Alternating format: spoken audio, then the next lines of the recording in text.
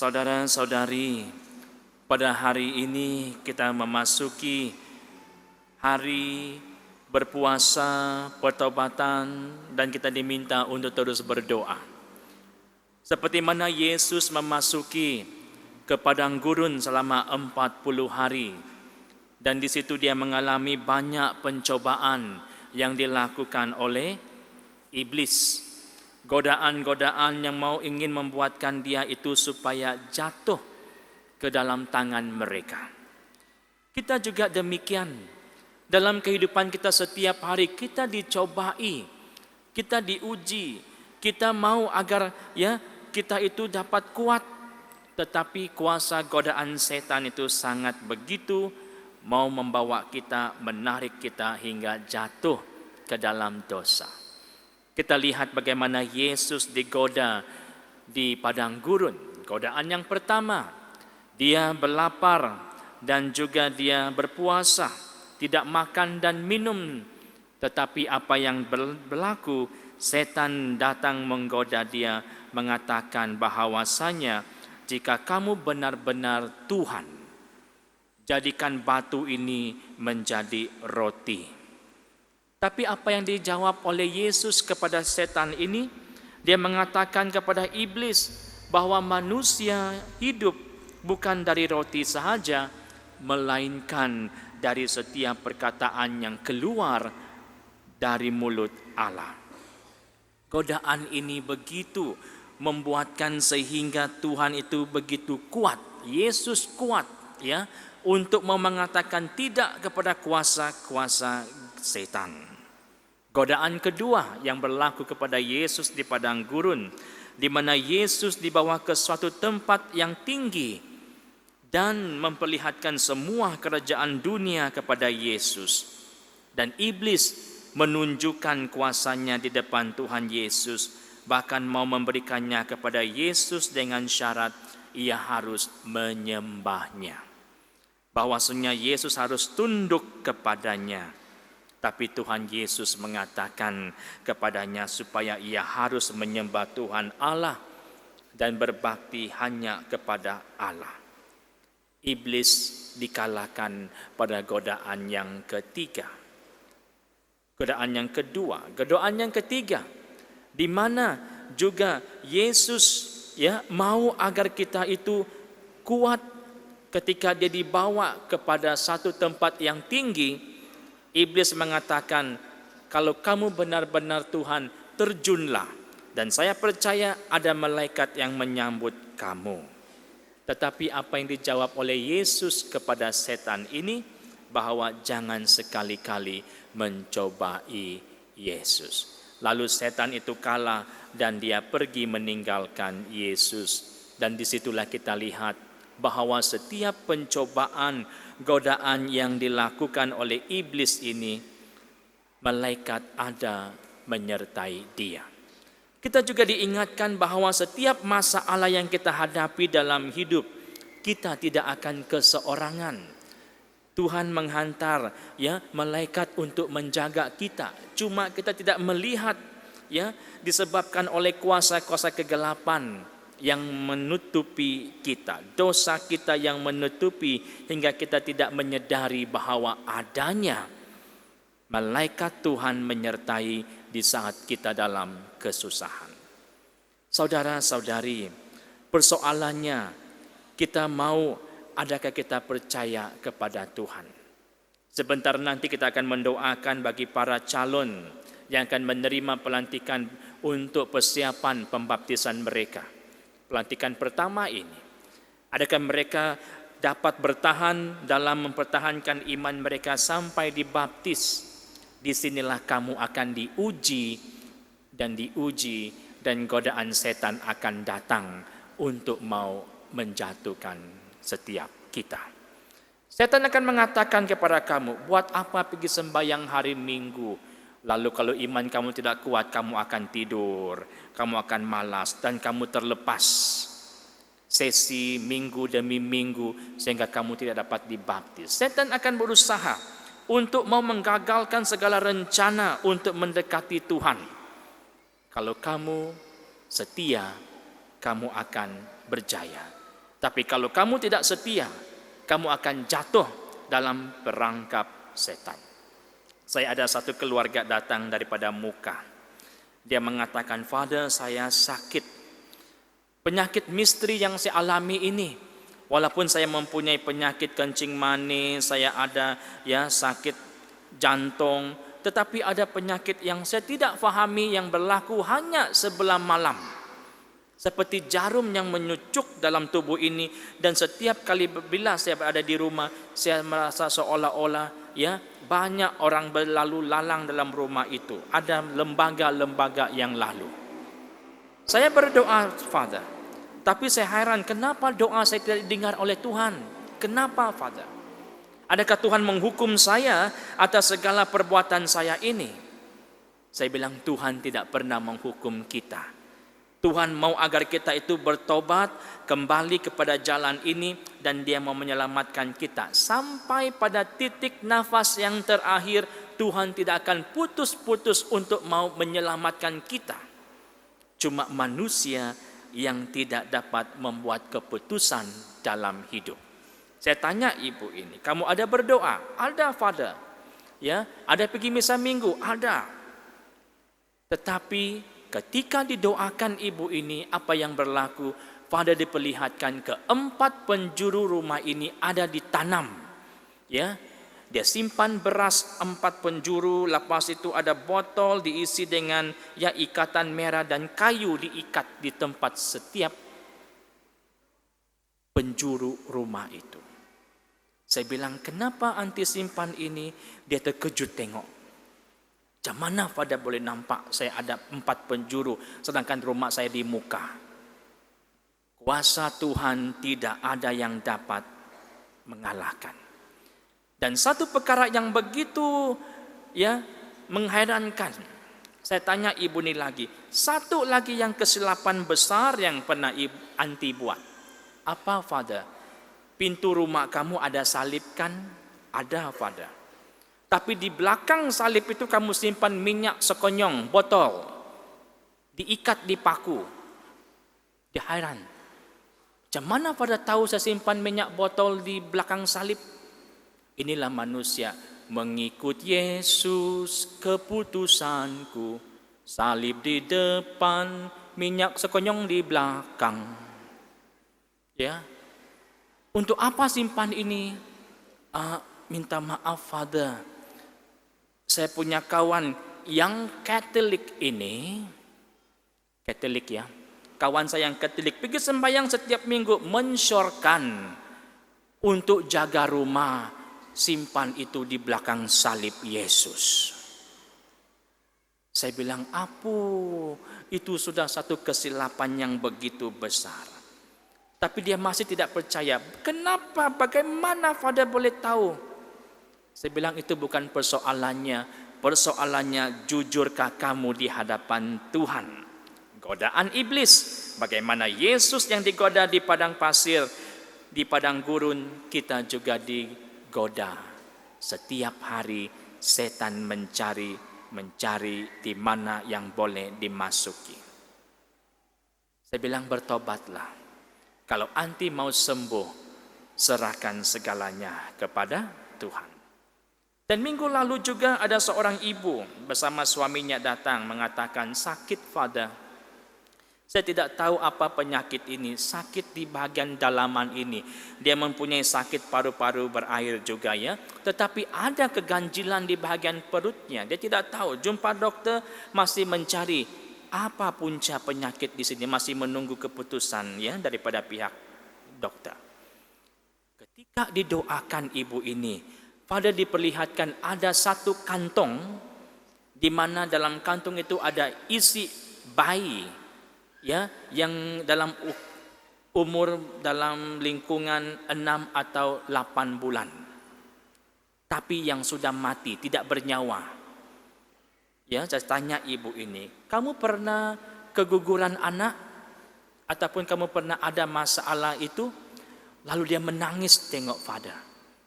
Sebab Father ada nampak dalam perut kamu ada satu kantong, ada anak dalam lingkungan usia 6 atau 8 bulan di dalam tapi tidak bernyawa. Ada Dia menangis.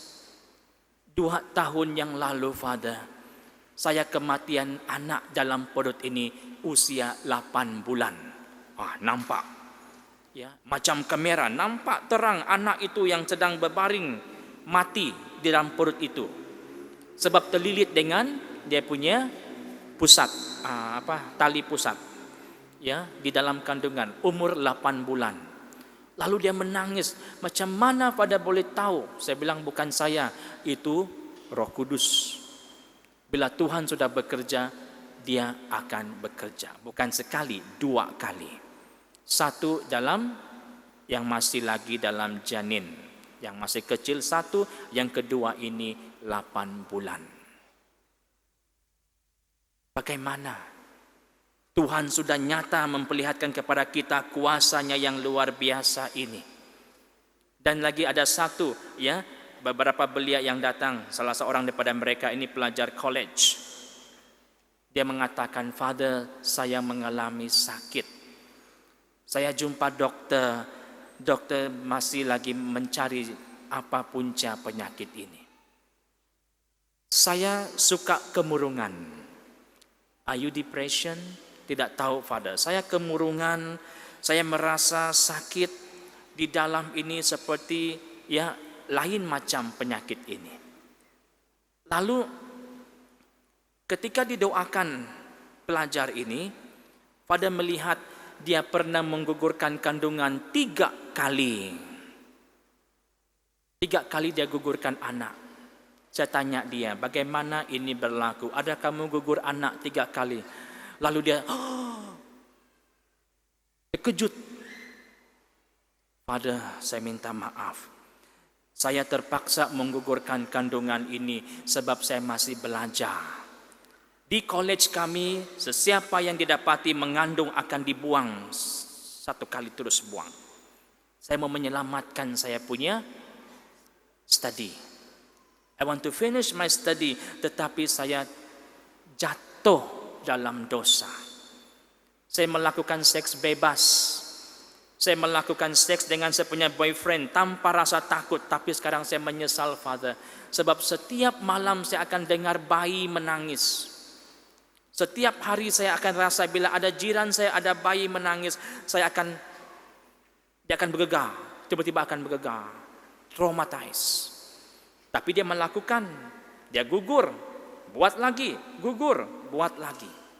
Tidak takut akan hukuman daripada Tuhan. Menggugurkan kandungan dengan niat itu merupakan satu dosa yang paling besar. Kecuali dia karena kesehatan jatuh, itu tidak. Ini yang niat, dia mempunyai niat untuk mematikan kandungan ini. Dan ada 1 pelajar lagi, ya, pelajar tingkatan 5 juga mengandung. Dia punya kawan apa bilang, kau pergi makan nanas banyak-banyak, pergi makan mangga yang pahit-pahit supaya anak itu mati, kandungan itu jatuh. Dia pergi makan nanas yang masam-masam, dia pergi coba semua apa ya rempah-rempah yang boleh membuatkan supaya jatuh. Kenapa kamu jatuhkan anak ini? Saya terpaksa, Father. Saya mau ambil SPM. Kalau saya mengandung masa ini, orang semua akan ketawa saya akan dibuang sekolah. Kenapa buat? Saya punya boyfriend bilang, demi cintaku padamu. Ya, kenapa kita tidak takut akan Tuhan? Setelah itu kita masuk dalam 40 hari tempo pertobatan ini untuk mau memeriksa diri kita. Di mana saya di hadapan Tuhan? Adakah saya berjalan bersama Tuhan? Ataupun saya telah terpesong jalan saya? Sebab itu kita ada 3 B. Berdoa, berpuasa, beramal. 3 B ini membantu kita untuk berjaga-jaga agar kita tetap berdiri teguh dengan iman kita. Bersikaplah tetap kuat.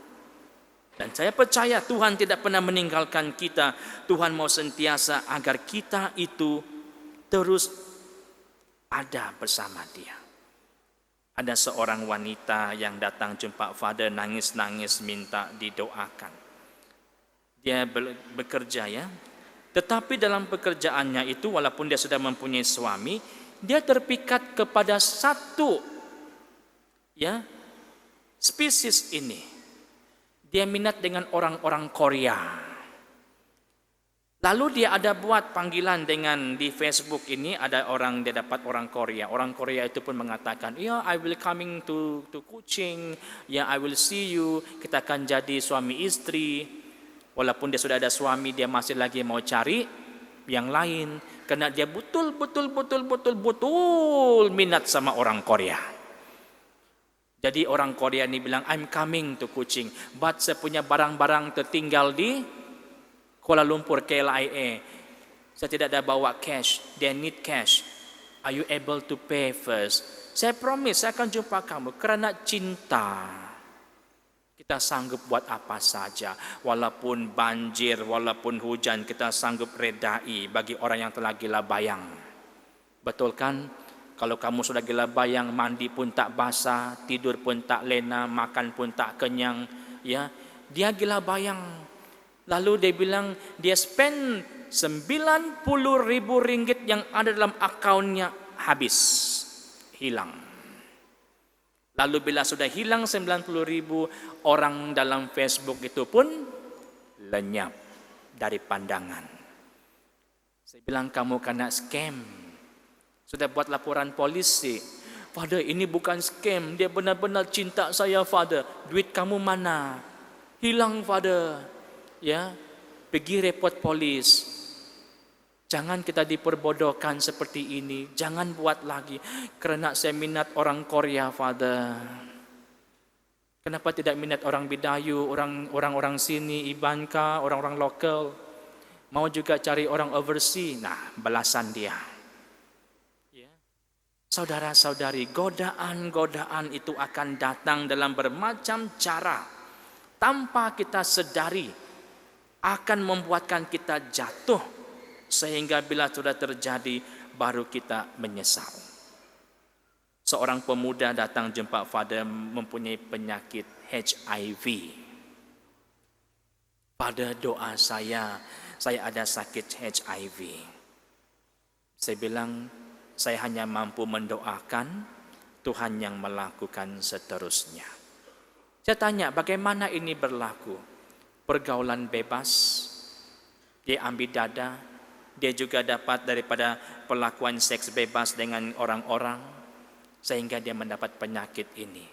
Baru dia ingat, mau berlutut bersujud di hadapan Tuhan, minta ampun sama Tuhan.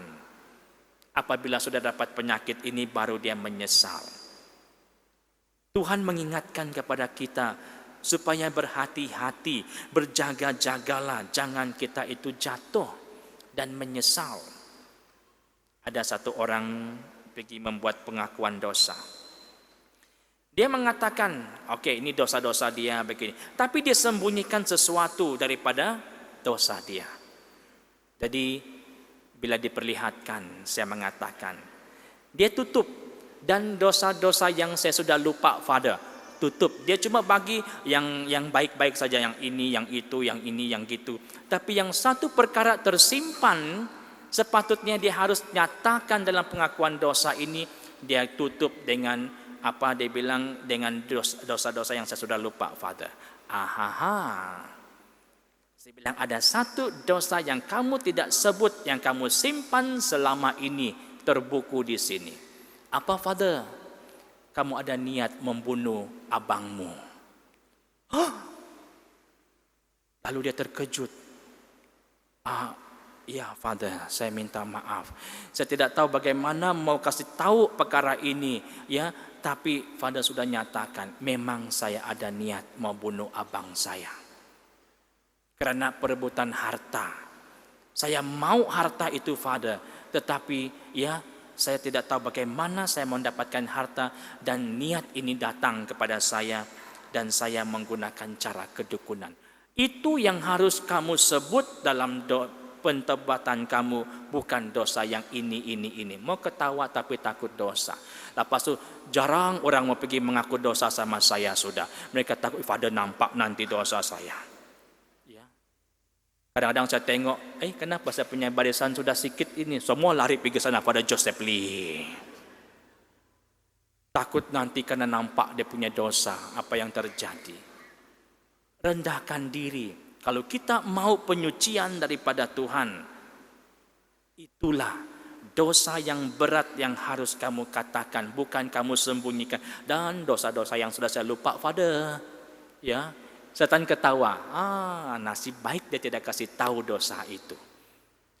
Apa yang membuatkan kamu selama ini terikat, itu yang harus dibuka. Bukan dilenyapkan, disimpan. Itu tujuan pengakuan dosa, kita merendahkan diri kita. Tempo pertobatan ini terjadi untuk mempersiapkan kita mengalami musim Paskah nanti. Supaya kita juga diselamatkan Tuhan. Iman itu yang kita mau. Saya doakan dan kita semua berdoa, terutama bagi para calon ini, agar mereka dipersiapkan di dalam mengatakan iya kepada Tuhan, tidak kepada setan, agar mereka terus kuat ketika di dalam pencobaan. Tuhan memberkati.